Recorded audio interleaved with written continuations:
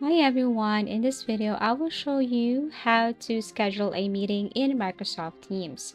So first you just have to go to your calendar icon, tap this one, and then here you have to click new meeting. On the right side you can see this button, so tap that. Now, what you're going to do here first is you have to simply add a title or name of your meeting. So you can add it right here. For example, I wanted to conduct an urgent meeting for my staff or for my team members. So, for example, urgent call for the new project. Okay, and then after that, you can now enter the name or the email address or phone number of your team member. So I'm going to add their email address, jandy@gmail.com. I'm going to add my other staff member or team member here, Ellie, and then they will be notified that I have added them to my new meeting. Now, after that, I can set the date and time for my event or for my meeting here in Microsoft Teams. Okay, so let me change.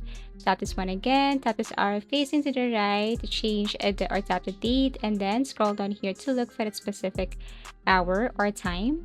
You can toggle this one on if you want. You can tap this does not repeat.